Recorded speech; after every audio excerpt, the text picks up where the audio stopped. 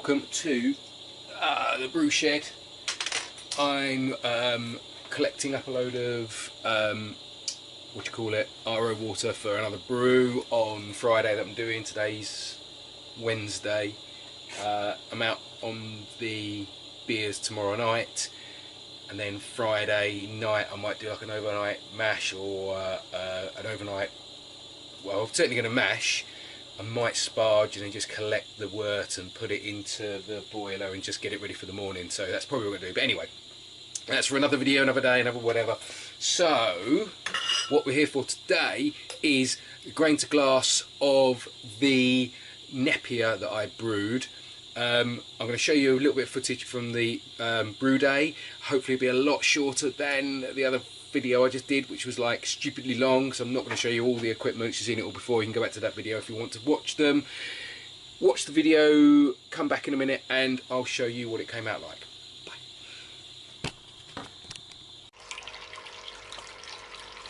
Right, welcome back guys. That was the brew day. Here is the finished product. So it's hazy, as you can see, but it's not Neipa hazy. You know, the kind of Neipa looks like orange juice in your glass type thing. Haven't got that at all. The yeast, the Vermont yeast that I used, didn't go off like a bomb. I actually read a bit that sometimes doesn't on the first picture then. So what I'll do next time when I make a Neipa is probably, if I'm going to use the liquid yeast, the Vermonts or whatever, you probably do a starter with it to increase the cells and that sort of thing.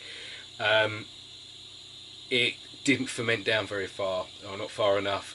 Only ended up, probably this is about 5.6%, and in fact even that I put in some extra US-05 in with it because it just stopped at about 10.46 or something like that, or 10.43 I think it might have been, but anyway, really plateaued and just was really slowing down.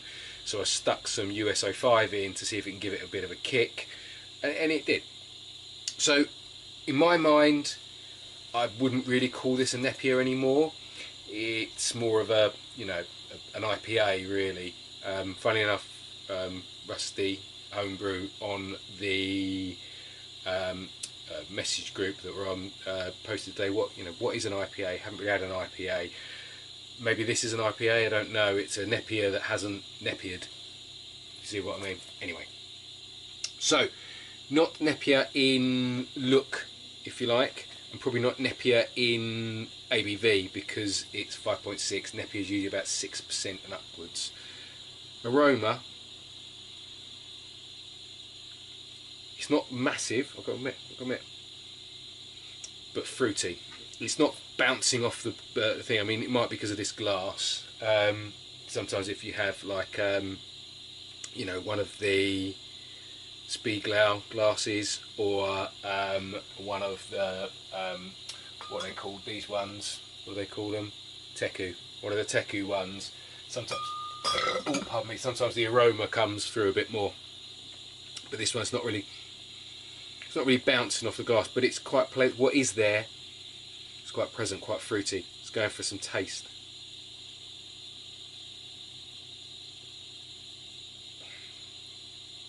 Yeah, really good taste. It's lovely. Sometimes this has 4 different types of quite powerful hops in there. So you've got Mosaic, Citra, Amarillo and Galaxy. So 4 big hitting hops all in there. And sometimes they just don't, they just fight each other and it comes a bit overpowering and that sort of thing. This isn't that at all.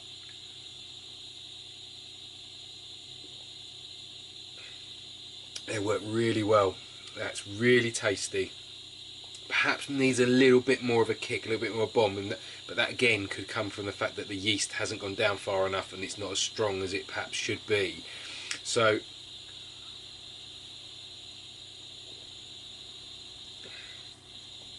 generally I'm thinking this is nice. I really like it. I really like the taste.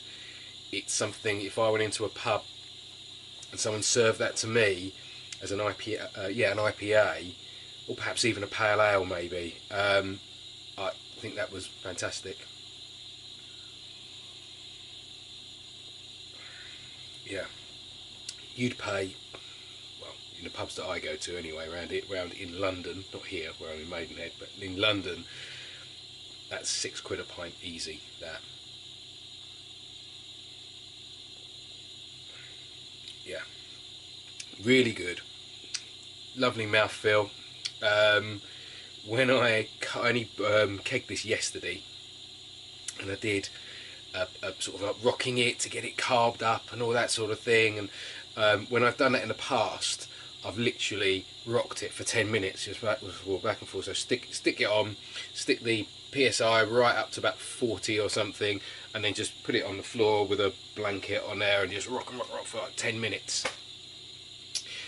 I took some advice from Timmy Jenkins about how he does it, and he said he does it for 30 seconds, then leaves it for a minute, does it for 30 seconds, leaves it for a minute, does it for 30 seconds, so on and so forth. So it's going around for about 10-minute length, and then leaves it for 10 minutes. It carved it. I just couldn't pour it. It just, like, I was pouring and it was just foam was coming out like that sort of thing, and it was just oh, excuse me, it was like it was almost unpourable the way it was coming out. Anyway, undid the top of the keg, left it, opened up the fridge that it's in, left it for 20 minutes or so, came back and literally foam was pouring out the top of the keg. Got rid of all of that, sprayed it with a bit of Star Sand on top to get rid of it, sealed it up again, put 20 psi and left it overnight, and that's kind of what I'm getting now. So I'm pleased with that. It's, you can't really see, actually you can see now, look, there's a few floaters in there. Excuse me. Oh yeah, there you go. It's definitely carved because I'm getting burps from it, but you can't really see. There you go. You can see it now. So it's nice. It's nicely carved. It's not over carved.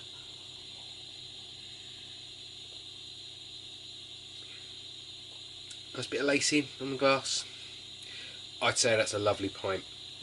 I don't think it's going to last because it's quite fresh. Something you should probably drink quite quickly. So what I plan to do, as I always say at the end of these videos, is I'll get some bottled up and I'll get it out to people. And I will this time. What I want to do is I want to wait for that stout to be ready so I can send it all in one go, bottle up some of that. So it might not be for another week or so, but I'm going to do it. I'm going to do it soon. I promise. Anyway, this is a success. Really liked it. It's not a Neipa. I'm going to try again. I have won some hops on a Timmy Jenkins raffle. I'm going on a bit, sorry. I won some hops on a Timmy Jenkins raffle. I got the hops from him that he made his Neipa with, and I'm going to make the Neipa in his style that he did it, with some fruit juice and that in the keg, etc, etc. I've already talked 7 minutes on this bit. I'm really sorry. So I am going to, I'll make sure I want to video this, I edit this, I'll just show you bugger all from the brew day or something. But yeah, lovely, really nice, not a Neipa, more of an IPA, tasty, fruity, delicious, enjoying it, liking it, loving it. See ya, bye. You put the beer in the coconut and drink it all up. You put the beer in the coconut and throw the can away.